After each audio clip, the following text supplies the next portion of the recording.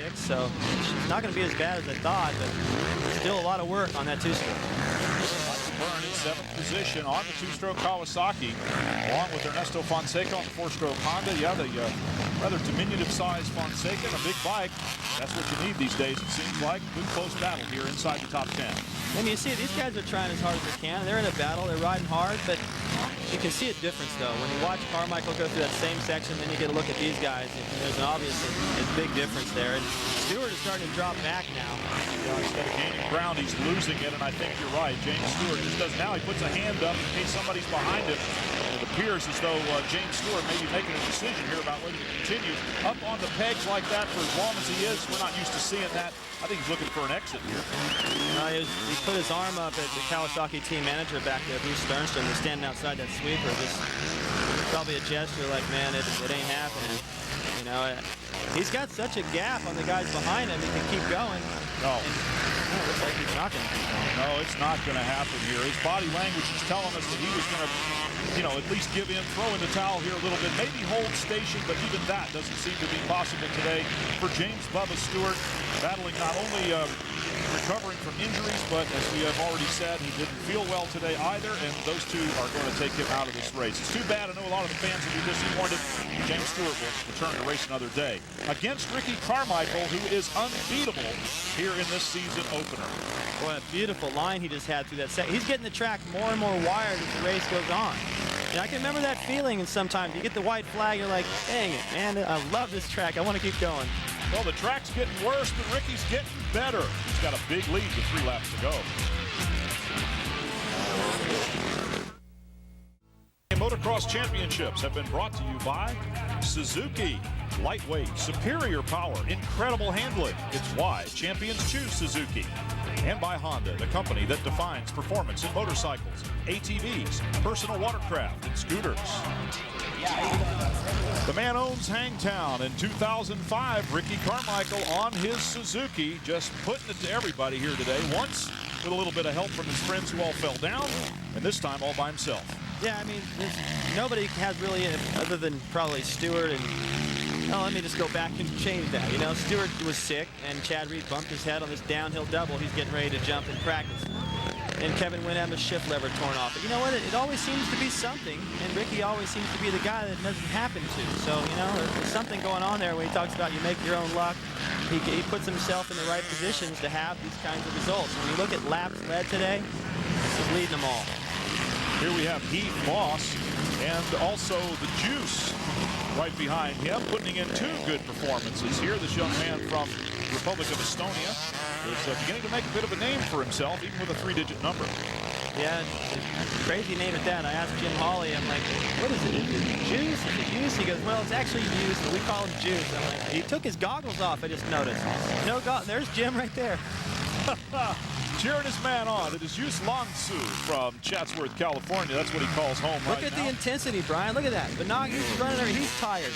He's going to need to recover after this race, you know. And this kid, you know what I find interesting about him is that he doesn't know what boss he's like as he makes the pass on him. He doesn't know his competitors out there. I mean, this is somewhat new to him. He rode Glen Helen last year, but that's all the experience he has. So he's just going, you know what, I'll go as fast as I can, and we'll add that all up when it's over with. And when they add that up, he may slide into a 5th overall. I'm trying to do my math right now, and that's probably why Jim's out there waving the towel. When Jim waves the towel and makes that face, you better pick it up. Otherwise, you get to face him after when it's all over.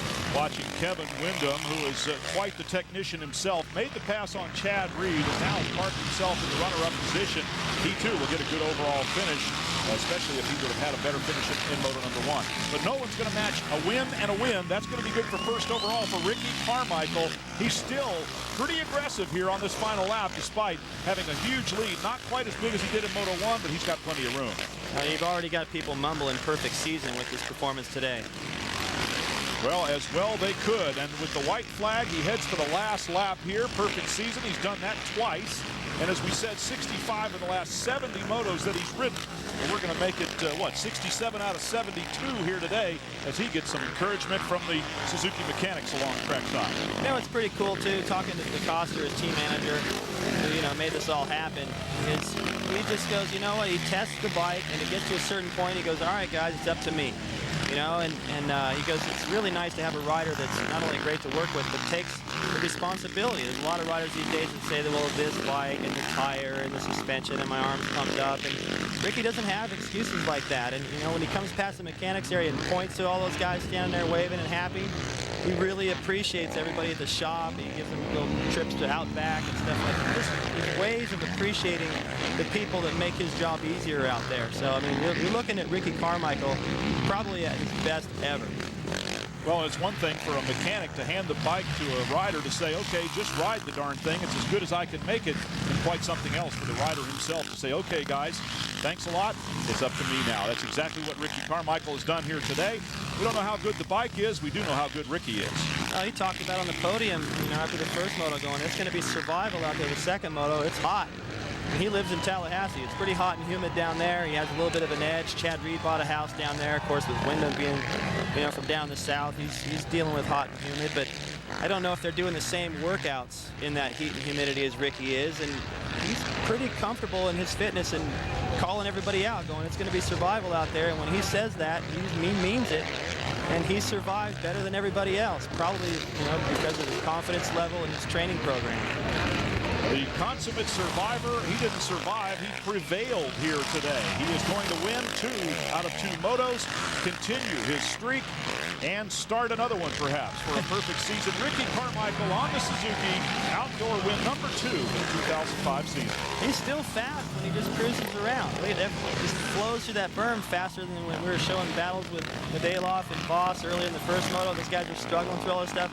He's just messing around right now in his final lap, looking around, and it's still faster than about 3/4 of the riders out there on the racetrack that are charging for position at this moment. Well, his lap times have been so much faster than everyone else. He's putting 2, 3, 4. Well, you know better than I do how many seconds a lap Ricky Carmichael has taken out of everybody. You add up the number of laps, that's the margin of victory for Carmichael, and he's slowing down right now. Only lap riders for company. Yeah, he's just looking back there to see who's where, and it's going to be weird when he finds out Stewart didn't finish the moto. You know, I mean, to win a moto and have somebody that good in it that doesn't finish, it's going to be kind of weird.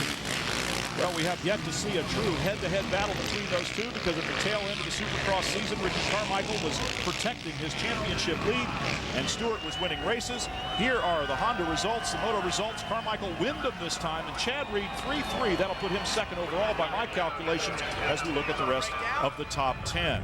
Ricky Carmichael has proven once again he is the man to beat, and no one did it here today. For Carmichael, it is 2 for 2 at Hangtown, but let's hear from our third place. Yeah, you know, this morning, the first lap, I hit my head pretty hard, and you know, it's never really done that before, and kind of scared me, and just had to limp through the day. You know, Ricky rode great, but you know, I think we're better than what we showed we were today. But you know, we'll work hard. Yamaha's doing a great job, and all the guys at Thor and Parts Limit, guys at Scott, Bridgestone, and he's an Amped Mobile. So I'm happy to you know, to get out of the day with the way I was feeling. Our Honda point standings, of course, have Ricky Carmichael atop the chart with Chad Reed and David Vuillemin tied at 40 apiece. Now let's hear from the man who won it all. The media was predicting the perfect storm between you and a couple of other riders, primarily you and James Stewart, and as always, here you are, standing tall, the victor. Congratulations on just an amazing win. It's a brilliant way to open the season. Yeah, awesome way to open the season. I tell you, we've been working hard, especially the last 2 weeks. You know, we had last weekend off, and you know, there was a lot of pressure on Suzuki. You know, I had an undefeated season last year, and they definitely want to keep the thing going, and that's what they did. I'm really happy for the team, and heck of a ride today. Really happy. Yeah, you know, we could refer to you as the more things change, the more they stay the same. So yeah, that's you know, I think with the change, it keeps me motivated and keeps me going. And like I said earlier, I'm just glad to do it for Suzuki. You know, it's been a while since they've been up here, and I'm glad to be the guy to do it. Yeah, Suzuki has won championships in recent years, but it's been since their very early 80s since they were a dominant force, and Ricky's put them back on top. We'll expect to see more as round number 2 of the motocross season gets started. For Rebecca Staub and David Bailey, I'm Brian Trevor. Thanks for joining us. We'll see you next time.